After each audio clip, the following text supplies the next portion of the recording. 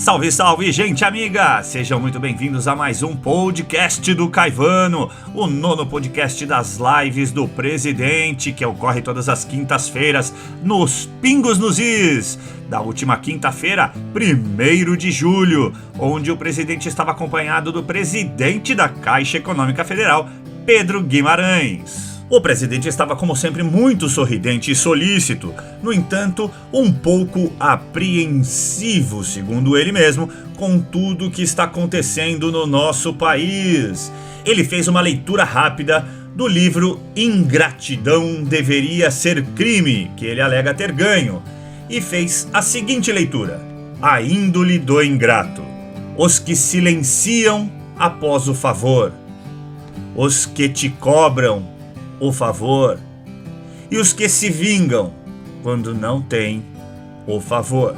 Segundo o presidente, na política, por vezes se encontram essas três características na mesma pessoa. Em política, quem pede cargo e não recebe, vira seu inimigo, disse o presida.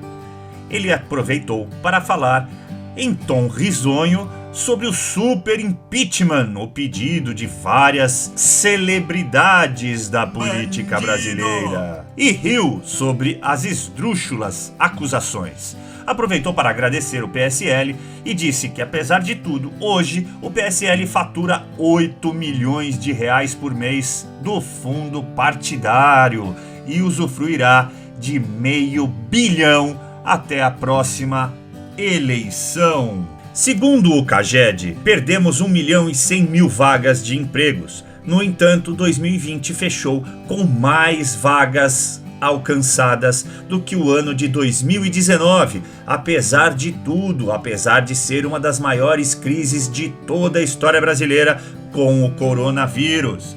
Emendando um assunto no outro, o presidente citou que o CGU está fazendo uma avaliação das mortes suspeitas de Covid e que falha dele foi ter dito que tinha sido o TCU.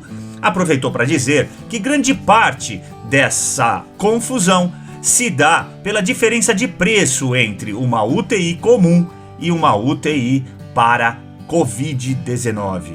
O valor da UTI de Covid é o dobro do preço da UTI normal. Ainda falando de Covid e da risonha CPI, para dizer o mínimo, o presidente lembrou que a emenda do Omar Aziz recente pretendia que os médicos que prescrevessem remédios para tratamento imediato seriam presos e cumpririam 3 anos de cadeia. Assim aconteceria também com quem recebesse o tratamento imediato. Vejam vocês quem é Omar Aziz, presidente da CPI, e salientou que Omar Aziz tentou uma emenda a uma MP do governo para que liberasse compras de vacinas sem licitação e sem aprovação da Anvisa. Agora imaginem se essa emenda passa e todos os prefeitos e governadores pudessem comprar vacinas sem aprovação da Anvisa e sem licitação. Pobre população. População essa que já sofreu muito, pois fecharam tudo e não adiantou absolutamente nada. Voltando a falar de CPI de maneira indignada, o presidente ressalta: que corrupção é essa que estão nos acusando? Não gastamos um centavo. A invoice foi corrigida, não há nada de errado. Emendou o assunto, dizendo que, em retaliação à luta do presidente pelo voto impresso auditável, o ministro do Supremo, Alexandre de Moraes, fechou o inquérito dos atos antidemocráticos, mas abriu outro, não só contra vários deputados, como contra os filhos do presidente. Vocês me acusam de não ter prova de fraude. No entanto, vocês também não têm prova que não há possibilidade de fraude, disse o presida mitão da galera. 3 ministros estão contra o voto auditável. Se não houver voto auditável na próxima eleição, teremos problemas, ressaltou veementemente o nosso presidente. Tiraram o Lula da cadeia. Delatores devolveram 3 bilhões de reais. Então houve roubo. 50 milhões daquele apartamento da Bahia, tudo indicava que era da Caixa Econômica Federal, fora a fraude dos Correios no fundo de pensão que comprou o papel da Venezuela. Tornaram o Lula elegível para ganhar na fraude, porque no voto não ganha de ninguém. Eu passo a faixa para quem ganhar sem fraude. A economia já tem 2 bi separados para compra das impressoras. Nenhum lugar do mundo aceita essas urnas, disse o presidente de maneira indignada. E salientando sobre a possibilidade do dinheiro de fraude do apartamento na Bahia ter sido da Caixa Econômica, passou a palavra ao presidente Pedro Guimarães, da Caixa Econômica Federal, que trouxe a notícia de que a Caixa Econômica já está fazendo seu 4º Pronamp, liberando mais de 10 bilhões. O mercado reagiu positivamente a todas essas notícias e o presidente da Caixa salientou que não há ingerência política na Caixa Econômica Federal, pois ele tem toda a liberdade recebida do presidente da República, Jair Messias Bolsonaro. Pedro Guimarães ressalta que havia uma agência da Caixa Econômica Federal na Venezuela, mas não, por exemplo, em países como Reino Unido. Aproveitou para dizer que vendeu-se 100% dos postos da Petrobras, tirando a petroleira do mercado de distribuição.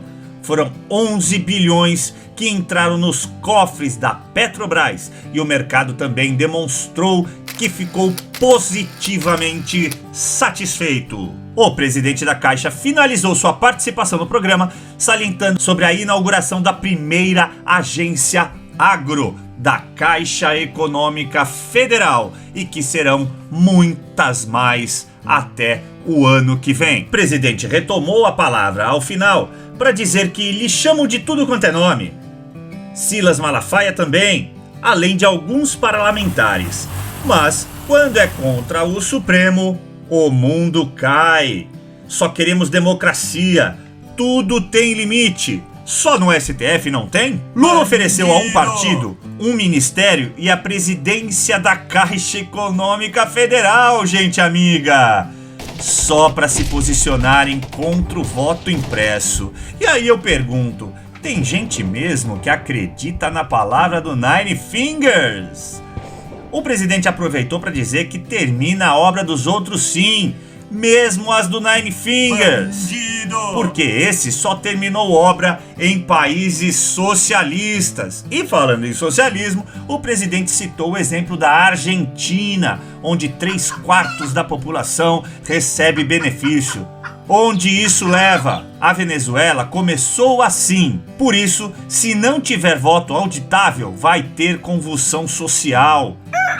Chega! Ficamos por aqui, gente amiga. Eu quero agradecer a sua audiência de sempre e lhe pedir: compartilhe. Não podemos permitir que impeçam a viabilidade do voto auditável para a próxima eleição.